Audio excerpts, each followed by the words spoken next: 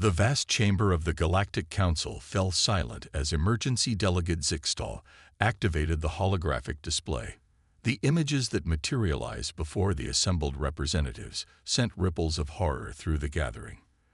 Entire solar systems reduced to cosmic dust, civilizations wiped from existence without warning or mercy. The Void Hunters have claimed another sector, Zixtal announced, their crystalline form dimming with grief. The Centauri Alliance is no more. The words hung heavy in the air, each syllable a reminder of their growing helplessness against an enemy that seemed unstoppable. The Void Hunters had emerged from the dark space between galaxies 6 cycles ago. They weren't ships in any conventional sense. They were living shadows that consumed everything in their path, leaving only emptiness behind. The most advanced weapons in the galaxy proved useless against them. Even the mighty Centauri, with their quantum phase technology, had fallen in mere days. Ambassador Krell of the Pyrrhian Confederacy rose from his seat, his scaled skin reflecting the dim light. We have lost 47 worlds in the past cycle alone. Our strongest defenses might as well be made of paper. If we don't find a solution soon, there won't be a galaxy left to defend. The truth of his words weighed heavily on the council. They had tried everything: unified fleets, experimental weapons, even attempting communication with the Void Hunters. Nothing worked. The shadows kept advancing, consuming all in their path with mechanical precision.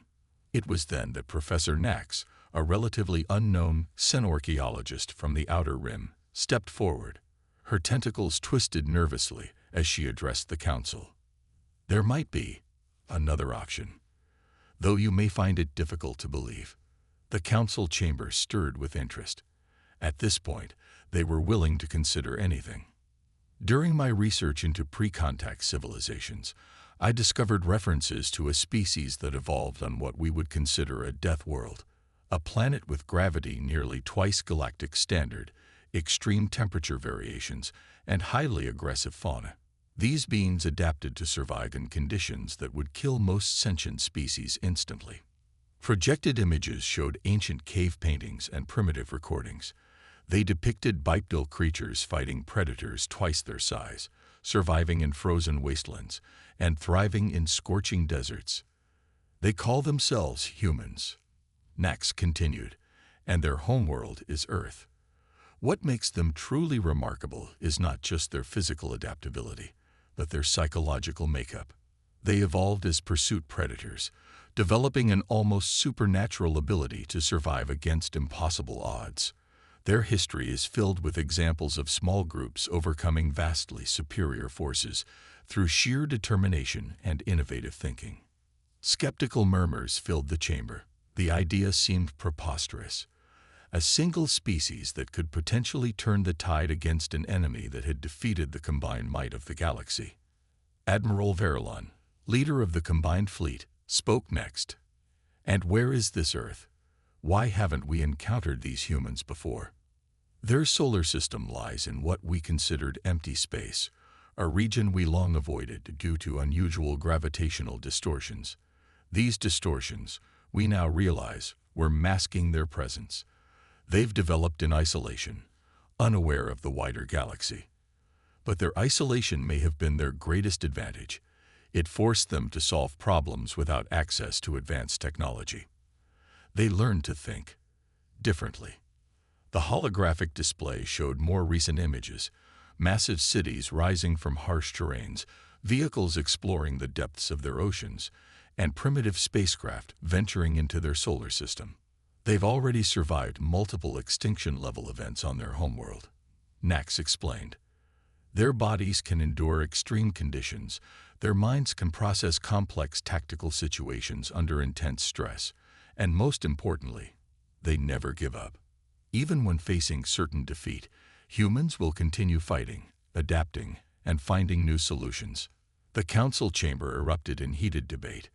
Many dismissed the idea as desperate fantasy, while others saw it as their last hope. After hours of argument, Supreme Counselor Irax raised their hand for silence. We have tried everything else, Irax stated simply. Our most advanced civilizations have fallen. Our mightiest weapons have failed. Perhaps it's time to try something completely different. They turned to Professor Nax.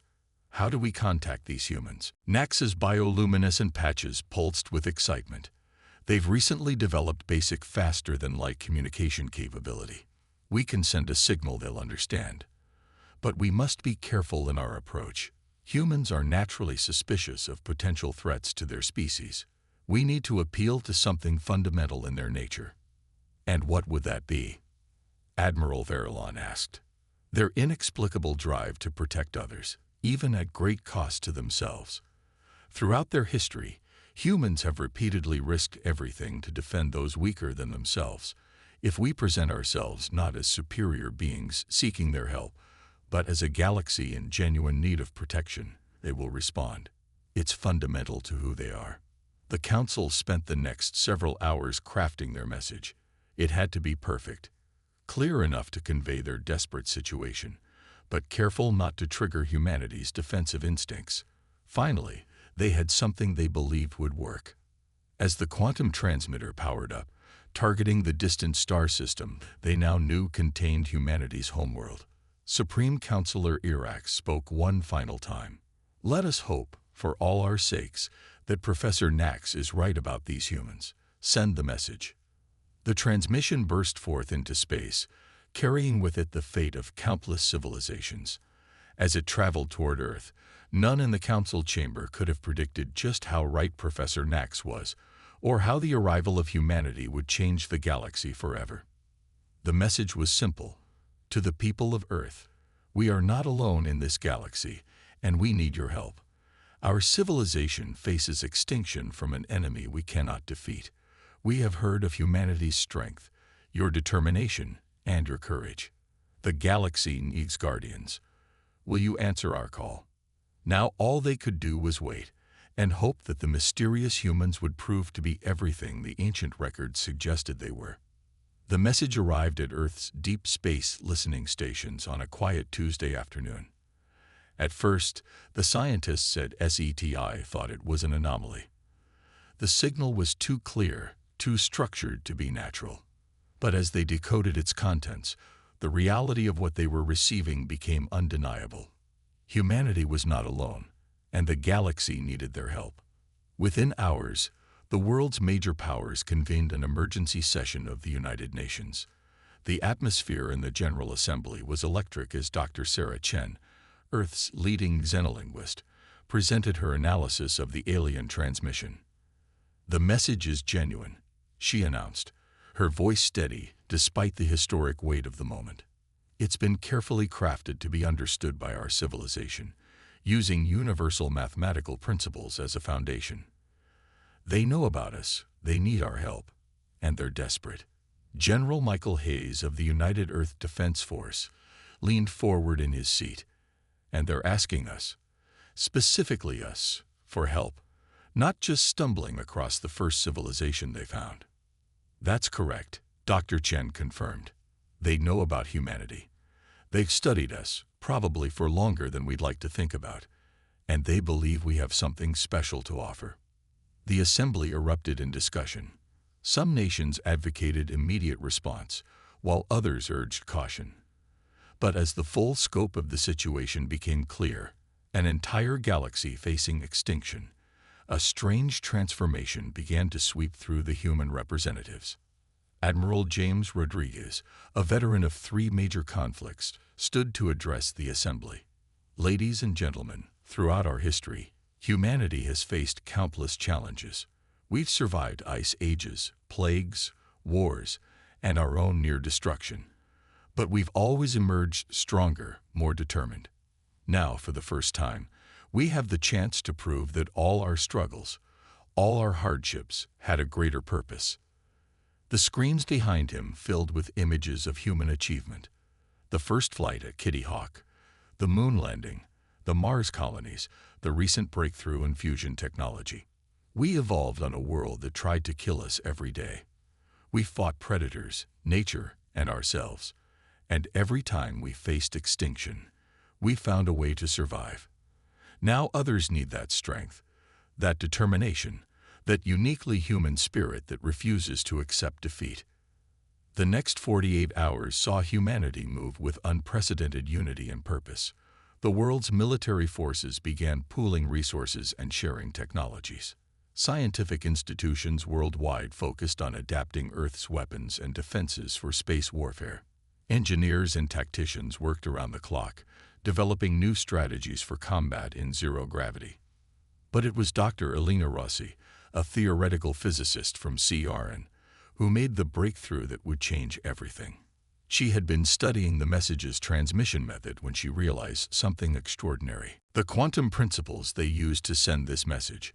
She explained to the hastily assembled scientific council, they're only seeing half the picture.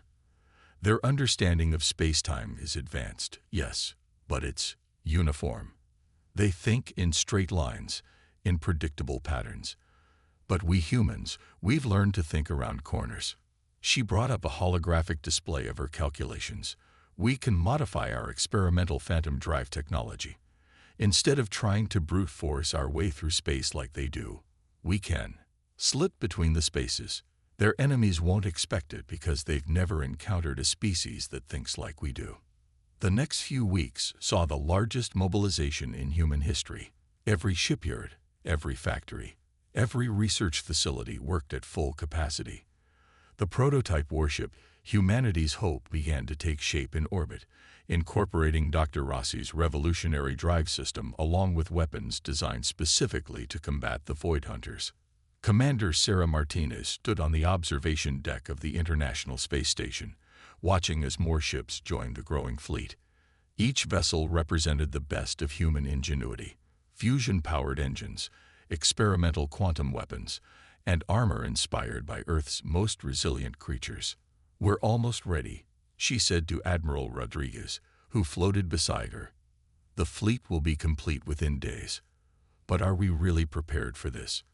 To fight an enemy that's defeated civilizations far more advanced than ours?" Rodriguez smiled, a glint of determination in his eyes. "That's exactly why we'll win, Commander. Those civilizations relied on their advanced technology, their superior weapons. But we humans, we've learned to succeed not because of our tools, but despite their limitations. We've learned to improvise, to adapt, to overcome." He gestured to the ships gathering in orbit. "Look at what we've accomplished in just weeks. Every vessel out there represents thousands of years of human survival instinct, of overcoming impossible odds. We're not just bringing weapons to this fight. We're bringing the indomitable spirit of every human who ever faced death and refused to yield." As Earth's first interstellar defense fleet prepared for departure, humanity sent its response to the Galactic Council. Message received. Help is coming. Hold the line. The galaxy had called for guardians, and humanity was answering. But they weren't just sending soldiers or ships. They were sending the culmination of every harsh lesson Earth had taught them. Every victory snatched from the jaws of defeat, every moment of human history that proved the impossible was merely difficult. The Void Hunters were about to learn why Earth was classified as a death world, and why its inhabitants had not just survived, but thrived. The human fleet emerged from phantom space at the edge of the Arcturus sector, their arrival marked by ripples of displaced quantum energy. Commander Sarah Martinez stood on the bridge of the flagship Humanity's Hope, watching as her tactical display showed the positions of both Allied forces and the advancing Void Hunters. "Status report," she ordered, her voice calm despite the tension filling the bridge. "Phantom drive transition successful," Lieutenant Khan reported from his station. "All ships accounted for. The Galactic Council's remaining defense fleet is holding position at coordinates Mark 7. The alien ships were beautiful in their own way, sleek vessels of crystalline material that seemed to catch and reflect starlight. But they were failing, their advanced weapons barely slowing the approaching darkness. The Void Hunters moved like living shadows across space, their forms seeming to bend and twist reality itself. "Open communication channel to the Council fleet," Martinez commanded. The face that appeared on her screen belonged to Admiral Verlon, his alien features tight with stress. "Human vessels, We appreciate your arrival, but I must warn you. Conventional weapons are useless against these entities. We've lost 3/4 of our fleet trying to. Martinez cut him off politely but firmly. Admiral, with respect, we haven't come to fight conventionally. All human vessels initiate Operation Earthborn. Execute Pattern Delta. The human fleet suddenly split apart, their formations seeming chaotic to outside observers. But there was method in the madness. They were moving in patterns learned from Earth's wolf packs, schools of fish, and swarms of insects. Natural predator tactics refined by millions of years of evolution. Enemy contacts approaching, Khan announced. They're adjusting course to intercept. Martins allowed herself a grim smile, just like the simulations predicted. They think in straight lines, in predictable patterns. Lieutenant Chen, activate the gravity pulse arrays. The human ships suddenly released controlled bursts of gravitational energy, creating a complex web of spatial distortions. The Void Hunters, expecting their prey to flee or fight head-on, found their perfect formations disrupted as space itself seemed to twist around them. Now, Martinez ordered, all ships, execute Thunderbolt Protocol. The human fleet's response was beautiful in its coordinated chaos. Ships darted through the gravitational web like salmon swimming upstream, each vessel's phantom drive creating micro-jumps that let them slit between the spaces of normal reality. Traditional energy weapons would have passed harmlessly through the Void Hunters, but humanity had developed something different. Fire quantum resonance cannons, Martinez commanded. Target their phase variants. The weapons that blazed forth weren't designed to destroy the Void Hunters directly. Instead, they forced the shadow entities to maintain a single quantum state, preventing them from shifting between dimensions. It was like forcing a ghost to become solid and suddenly vulnerable. Admiral Verilon watched in astonishment as the human fleet danced through space, their seemingly erratic movements forming patterns his tactical computers couldn't predict. The Void Hunters, for the first time since their appearance, seemed confused. Second wave, engage. Martinez's order sent another group of ships sweeping in. These vessels carried weapons based on Dr. Rossi's quantum theories, devices that didn't try to destroy the Void Hunters, but instead used their own phase-shifting nature against them. The space around the battle lit up with energies never before seen in the galaxy.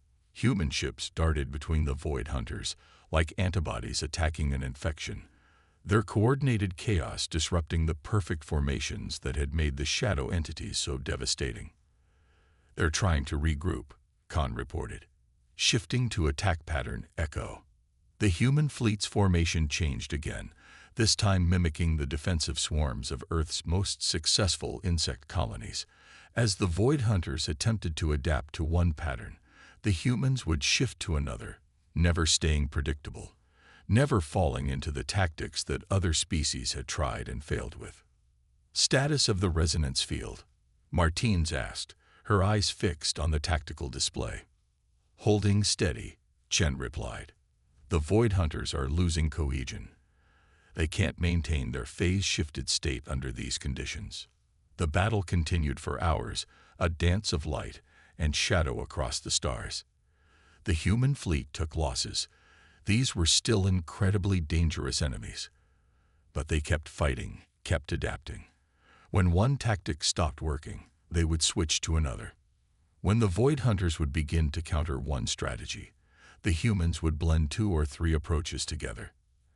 Admiral Verilon's voice came through the comm system again, this time filled with something approaching awe. Commander Martins, this is unprecedented. The Void Hunters are retreating. They've never retreated before. Martinez nodded grimly. They've never faced an enemy that evolved on a death world before, Admiral. We learned long ago that survival isn't about being the strongest or having the best weapons. It's about adaptation, about being willing to try the impossible because you have no other choice. As the shadow entities withdrew from the sector, leaving behind their first defeat in known history, the Galactic Council fleet moved to join their human allies. The cost had been high.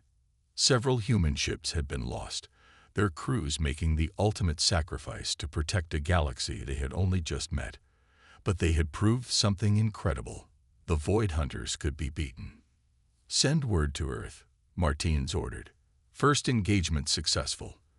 The enemy can be hurt, and more importantly, they can feel fear." The human fleet regrouped, already beginning repairs and adjusting their tactics based on what they'd learned. This was just the first battle, and the war was far from over. But humanity had shown the galaxy something remarkable.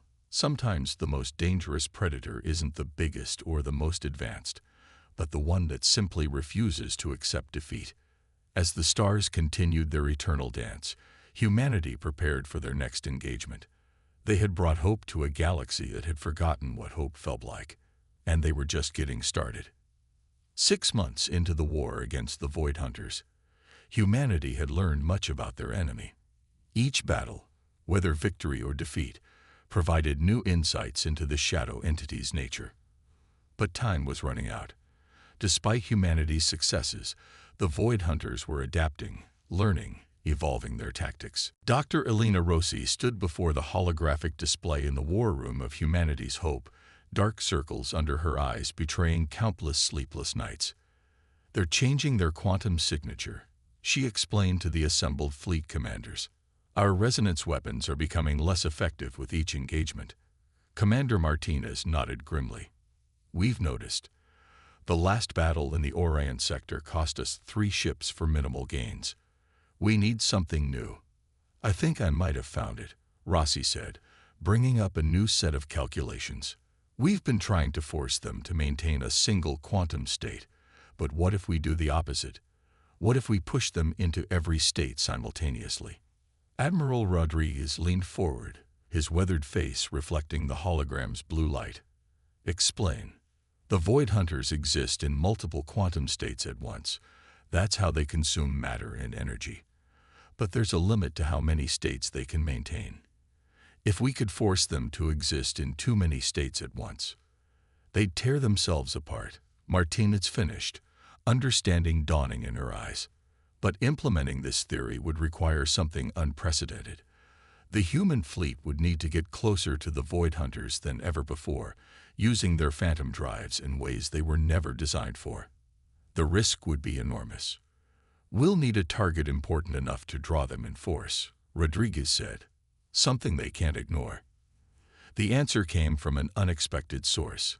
Lieutenant Khan, who had been analyzing patterns in the Void Hunters' movements, spotted something crucial. "There's a gravitational anomaly at these coordinates," he said, highlighting a region of space. "The Void Hunters always maintain a presence there, even when attacking elsewhere." "Their anchor point," Rossi breathed. "The point where they first entered our galaxy. They're tethered to it. They can't exist in our space without maintaining that connection."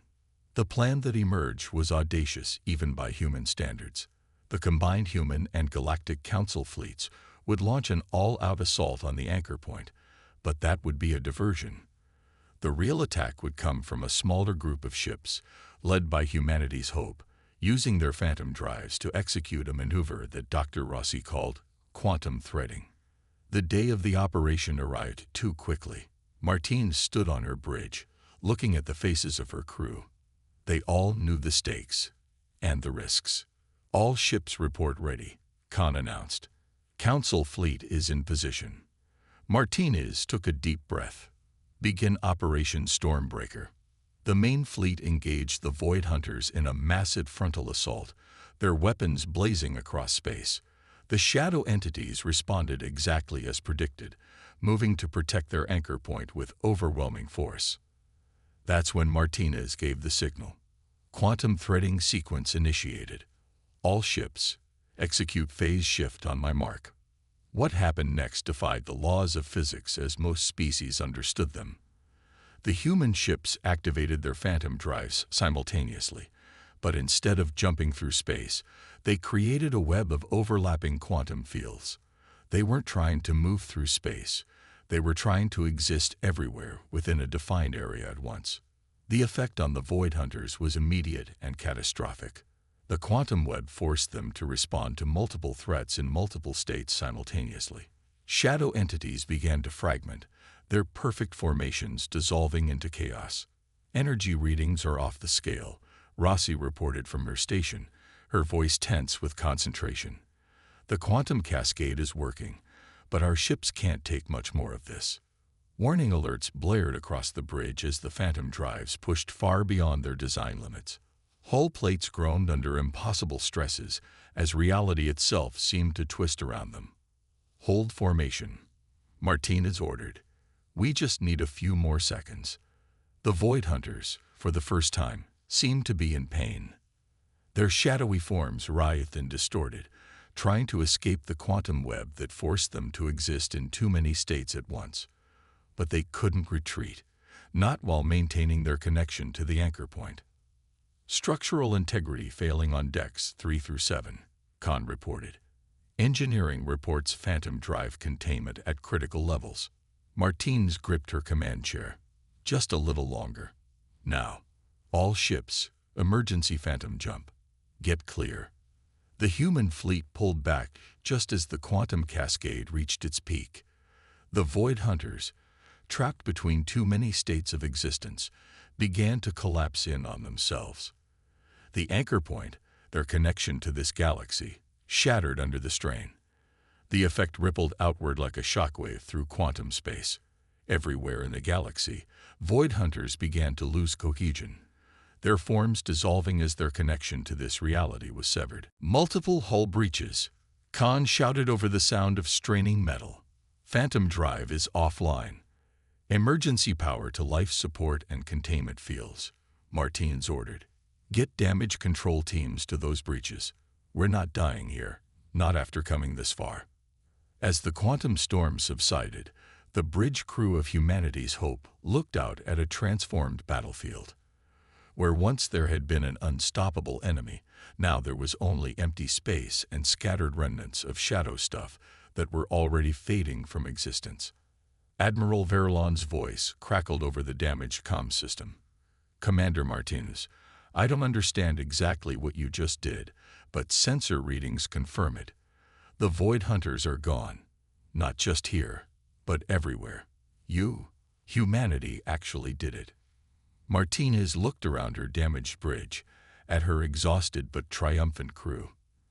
They had pushed themselves and their technology to the absolute limit, gambling everything on a desperate plan that defied conventional wisdom. In other words, they had done what humanity did best. Send word to all ships, she ordered. The storm is broken. I repeat, the storm is broken. The galaxy is free. As emergency repairs began and casualty reports started coming in, Martinez allowed herself a moment to reflect. Humanity had proven itself not just as warriors, but as protectors. They had faced an impossible enemy and found a way to win not through superior firepower, but through the uniquely human traits of innovation, adaptation, and the willingness to risk everything for victory. The galaxy would never be the same, and neither would humanity. 1 year after the defeat of the Void Hunters, the Galactic Council chamber looked very different from the day they had first sent their desperate message to Earth. Where once there had been fear and despair, now there was hope and renewal. And at the center of it all stood humanity's representatives, about to take their place among the stars. Commander Sarah Martinez, now Admiral Martinez, stood before the assembled council, her dress uniform bearing both Earth's insignia and the newly created symbol of the Galactic Defense Force. Beside her, Dr. Elena Rossi and Admiral Rodriguez represented humanity's scientific and military achievements that had changed the course of history. Supreme Counselor Irax addressed the chamber, their crystalline form glowing with genuine warmth. Today we welcome not just new allies, but the saviors of our civilization. Humanity has proven themselves to be everything we hoped for and more. They didn't just fight our battles, they showed us a new way to face challenges. Professor Nax, who had first discovered the ancient references to Earth, stepped forward. When we sent that message to Earth, we hoped for warriors. What we received instead were teachers. Humanity showed us that true strength lies not in superior technology or overwhelming force, but in the ability to adapt, to think differently, and to never give up. The chamber's holographic displays showed scenes from the past year.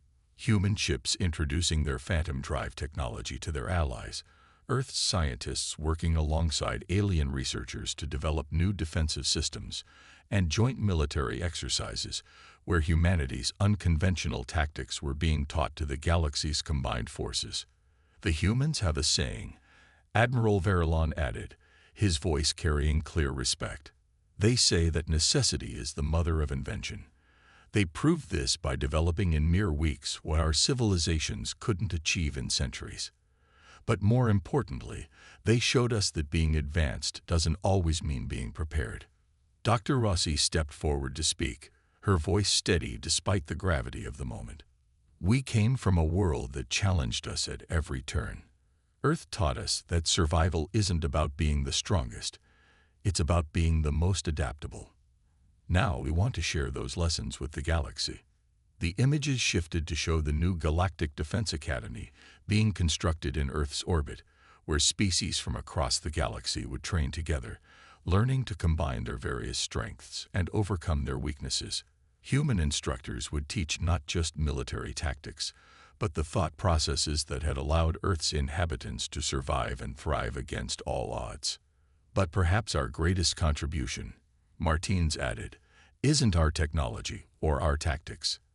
It's the reminder that no challenge is truly impossible, that when faced with extinction, innovation, and determination can overcome any obstacle. The council chamber erupted in agreement. The galaxy was changing, growing stronger not through conquest or domination, but through cooperation and shared knowledge. Humanity's influence had spread far beyond military matters. Their art, music, literature, and philosophy were now being studied across the stars, offering new perspectives to civilizations far older than their own. Ambassador Krell, who had once doubted the wisdom of seeking help from an unknown species, now stood to make a historic announcement. In recognition of humanity's service to the galaxy and their ongoing commitment to our collective defense, Earth will be designated as the headquarters of the new Galactic Protection Force. Furthermore, the term Deathworlder will no longer be used as a classification of concern, but as a mark of respect for species who have overcome extraordinary challenges to reach the stars. As the ceremony continued, Martinez found a quiet moment to speak with Professor Nax. When you found those ancient references to Earth, did you ever truly believe we would change the galaxy this much? Nax's bioluminescent patches pulsed with amusement. I hoped you would save us. I never imagined you would teach us to save ourselves. Humanity's greatest gift to the galaxy wasn't your victory over the Void Hunters. It was showing us that the impossible is merely difficult, if you are willing to think differently enough. The view from the council chamber's massive windows showed a galaxy transformed. Trade routes once abandoned were now busy with traffic. Planets that had been evacuated were being resettled. And everywhere, ships of different species worked together, incorporating human innovations with their own technologies to create something entirely new. But perhaps the most significant change was invisible to the eye. The galaxy's species had learned that true strength didn't come from isolation or technological superiority, but from the willingness to adapt, to cooperate, and to face challenges with unwavering determination. These were lessons humanity had learned on their harsh homeworld, and now they were lessons that would ensure the galaxy's survival for generations to come. As the ceremony concluded, Martinez looked out at the assembled representatives of countless civilizations. They had come seeking humanity's protection, but they had received something far more valuable. They had learned to be more human, not in form, but in spirit. In the determination to face any challenge, the creativity to find solutions where none seemed to exist, and the courage to never give up, no matter the odds. The galaxy would face new challenges in the future. But now, thanks to the lessons learned from the inhabitants of a small blue world in an unremarkable solar system, they would face those challenges together. And they would face them without fear. For humanity had not just saved the galaxy, they had taught it how to save itself, and that would be their greatest legacy of all.